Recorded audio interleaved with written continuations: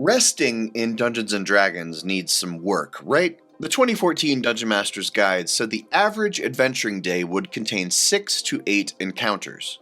I have never played or run D&D with that many encounters in a day. If you also count social encounters, skill challenges, and exploration puzzles as encounters, then 6 to 8 seems reasonable, but I don't think that's what they meant. Boo! They were referring to combat encounters in the 2014 Dungeon Master's Guide. The 2024 DMG does away with this concept of the, quote, adventuring day, which is good, because 6 to 8 medium to hard encounters means different things to different DMs and groups. We know that hard encounters can sometimes actually be trivial to a fully rested party, and sometimes easy encounters can turn lethal if the party is low on resources and the dice are not on their side. And so this variance is a problem. The fact that there's no single way to adjudicate it complicates things. Also, it often leads to another problem: abusing rests. It can be tough for the players to gauge rest necessity because they often don't know if they're facing 2 encounters today, or 4, or 6. A lot of the time, the Dungeon Master doesn't know either. My friend Brad from Diredan only lets his PCs rest if they have both food and water. This is a good solution if you run a campaign that consistently features inventory management. Most campaigns I've played in and run tend to eventually forget about and stop using these bookkeeping tasks over time though. But I wanted to come up with a more general way to fix these problems, and I took a little inspiration from Baldur's Gate 3. Let me talk on that for a second. BG3 is based on 5th edition D&D and in some ways actually improves on it. The game is largely faithful to the rules, but there are some things that have to change because the game has no DM to make judgment calls. For high-powered villains, legendary resistance in 5e, for example, the DM decides when to use it. But in BG3, legendary resistance simply adds plus 10 to the first 3 saves that baddie makes. And because there's no DM to tell you whether it's safe or not to rest, you can rest pretty much whenever you want. In BG3, you get exactly 2 short rests per day, and you can long rest as often as you want, assuming you have camp supplies like food and supply packs. You need to spend 40 units of camp supplies in the regular game and 80 in Tactician mode. Anyway, oh yeah, I'm GM Jim Heskett, and this is the Wizards and Wordslingers YouTube channel. Welcome to it. So what are we doing here today? Well, thinking about Baldur's Gate had me thinking about the concept of divorcing resting from resource recovery. At first, I had an idea about giving each PC a magical pouch with a magical regenerating cupcake inside, and they could eat the cupcake whenever they want to get all resources back, but only once every 24 hours. But the more I started to think about it, it didn't make sense for PCs to get their resources back at different times. And there is so much potential for metagamey edge case abuse, the idea just kind of fizzled. It just makes more sense to simplify it so resting and resource recovery happen at the same time. More rules don't always mean more fun. But I still think we can improve resting, and now we're going to get into the meat of this video. I've come up with a resting subsystem which I believe is simple enough to implement at pretty much any table. And you know that's something I always preach. 5e is a complex game, so if you want to add a subsystem, it better be simple and quick to learn.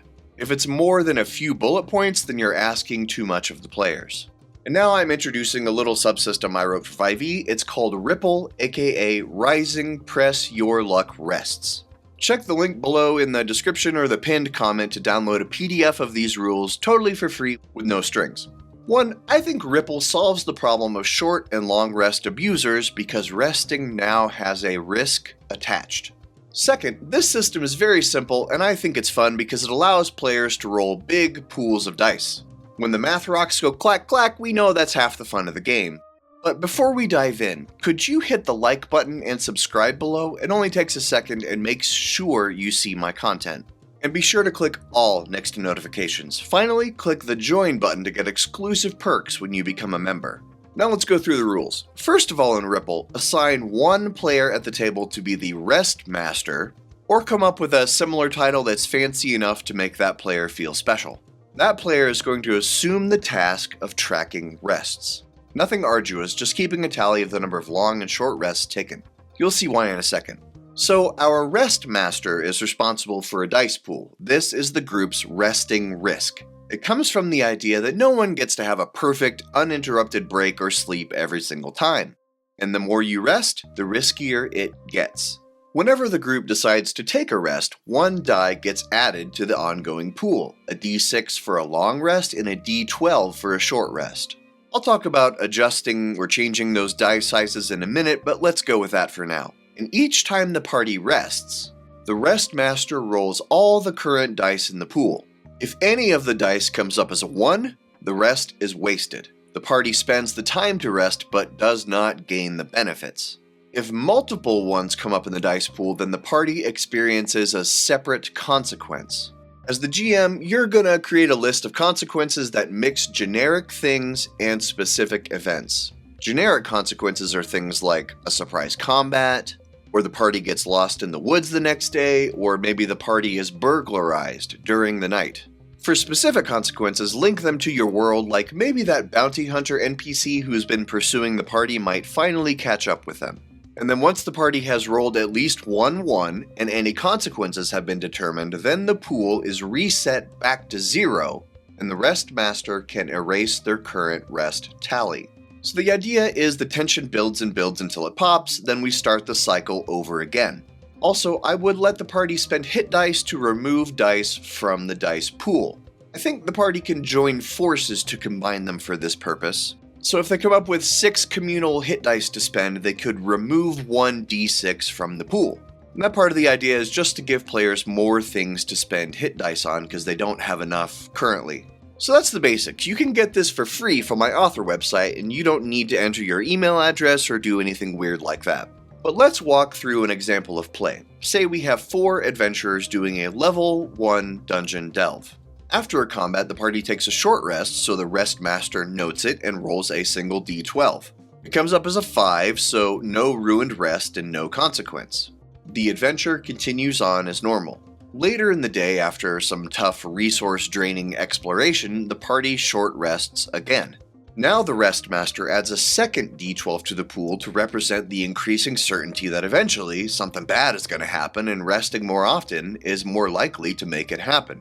The Rest Master rolls both d12s and comes up with a 3 and a 9, so no failed rest and no consequence. And at the end of the day, having short rested twice already, now they attempt a long rest. The Rest Master now rolls 2d12 and 1d6 for all the rests taken so far.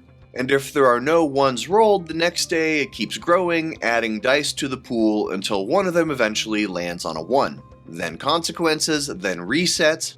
Second verse, same as the first. Now let me talk about dice choice. My favorite thing about the gritty old school game Morkborg is that the players get to choose which die to use for random encounter checks. If they want a tough campaign, choose a d4. Easy campaign, choose a d20. For Ripple, I chose a d6 for long rests and a d12 for short rests, because that feels fair to me. You got about an 8% chance of rolling a 1 on the 12 and about a 16 to 17% chance on the d6. Rolling multiples of each die obviously increases those chances. Don't ask me to explain how, I'm not a maths guy. Are you running a gritty brutal campaign? Pick a d4 and a d8 for your long and short rest pool dice. Or if you want to lower the risk so it's present but not oppressive, choose a d10 and a d20 for your die types. You could also homebrew that if a die rolls the highest number, that results in some kind of boon if you want to balance the consequences. But attaching boons to resting might make your players attempt to rest a lot more often to try to gain the boons. You'll know whether or not something like that would work at your table. You know your players. And remember, you can get this subsystem for free on my author site with 0 strings attached. Check the link in the description or the pinned comment. I just hope you enjoy it and share it with your friends. And maybe tell them GM Jim sent you. If you run it, let me know how it works at your table. If it's great, let's hear about it.